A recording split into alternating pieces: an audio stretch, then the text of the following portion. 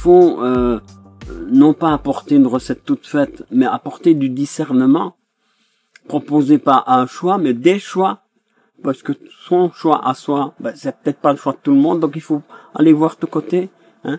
Il faut parfois comprendre ce que c'est un améliorant, pas dire simplement c'est de la poudre de perlimpinpin, c'est pas une bonne critique ça. Et quand on va voir, ben, bêtement, on apprend quelque chose sur les émulsifiants, ben, on apprend surtout que les pains, c'est pas une émulsion, c'est le résultat d'une fermentation. Hein. Et si on a appris ça, ben, c'est tant mieux.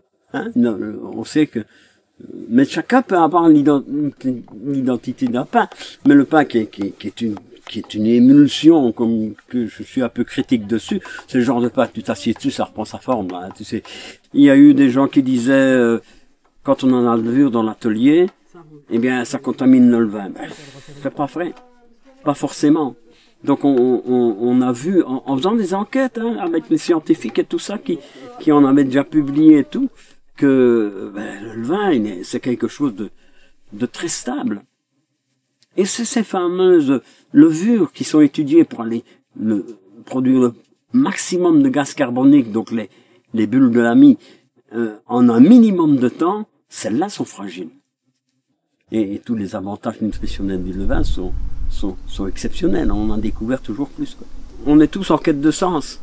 Un ouvrier qui fait un travail sans âme, ben, il aura même problème qu'un gars qui fait un projet sans âme. Elle a encore de la force, hein. Donc c'est ce que je disais quand vous lavez les mains, on n'en fournira que vers 14 h. Hein. Donc elle n'est pas encore au bout de son chemin. Quoi. Oui, elle est froide. Hein. C'est mon froid. Je l'ai calmée au froid. Quoi. Ouais. Celle-là, je la calme en mettant moins d'ensemencement. Quelque part, je crois qu'il faut sortir de la filière conventionnelle et engager les meuniers à sortir également. En tout cas son manier à soi, de sortir de cette filière et de enfin réfléchir à autre chose que à bon blé. Attention, quand je dis un bon blé, c'est le bon blé du marché. Un bon blé du marché, c'est quoi? C'est un blé qui a beaucoup de protéines, qui a beaucoup de gluten. C'est pas ça qu'il faut chercher. On a oublié, dans toute la recherche de sélectionneurs, on a oublié la nutrition. Et on se retrouve avec des blés qui sont super machinables, parce que c'est pas l'artisan qui fait le cahier de charge des semenciers. Hein. C'est pas celui qui va peser sur le poids de la recherche ce sont les industriels c'est les cahiers de charge de l'industrie. Et donc, le cahier de charge de l'industriel, ben, il a voulu un gluten extraordinaire. Et tout est formaté pour une dominance, quoi. D'autant plus qu'on veut aller vite. Si on laissait encore du temps de repos, ben, hop, on le fait en 2 fois, avec des temps de pause à chaque fois. On y arrive aussi, hein. Mais il faut du temps. Le temps, c'est trop d'argent, parfois, dans le procédé. Le jeune boulanger, il doit réfléchir de la sélection à la cuisson.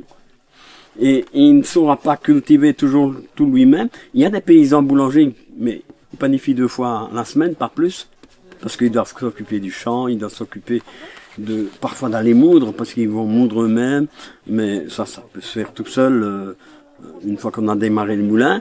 Mais donc le paysan boulanger, il a 2-3 métiers en plus, hein.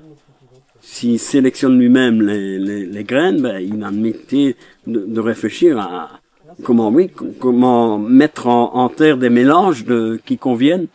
Parfois les mettre en mélange sur la terre, les cultiver forcément ensemble, mais tu vas mettre en mélange des variétés, une qui sera forte en goût, mais celle qui est forte en goût, pas de chance, elle n'a pas beaucoup de répondants au niveau élastique et tout ça, ben on la mettra avec une autre variété.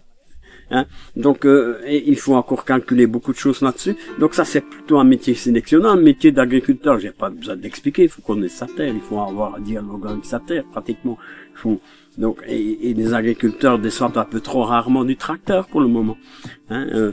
Ils ont du mal en tout cas. Et donc il faut avoir des gens qui sont en recherche aussi.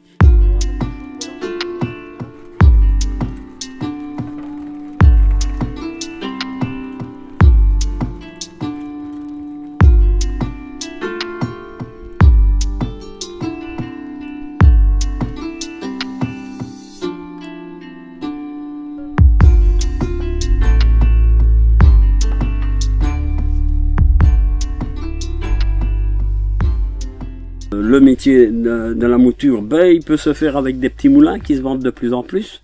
Hein. Attention, ils font 10, 20 kilos l'heure. Ils vont tourner pratiquement toute la journée. Hein, ils peuvent le faire. Mais on aura de la farine fraîche en plus avec ça. Donc on a 2 métiers en plus là, hein, pour même 3 avec le sélectionneur. Mais on peut aussi très bien s'entendre. Parce que l'agriculteur ne demande pas mieux d'avoir du pain de son blé. Aujourd'hui, il n'en a plus. Et puis, il y a ce blé qui, finalement, on l'achète et on ne sait pas d'où il vient. Mais il a été, sur le marché du blé, il a été vendu 40 fois. S'il a été vendu 40 fois, qu'il est passé de main 40 fois, ben c'est parce que l'offre et la demande sont tellement proches maintenant dans le blé que c'est un endroit idéal pour les spéculateurs. Il achète au moment où il faut, il revend au moment où il faut. On peut court-circuiter ça. Tiens, t'es agriculteur, moi j'ai envie d'avoir ton blé, j'ai envie d'avoir le blé du pays.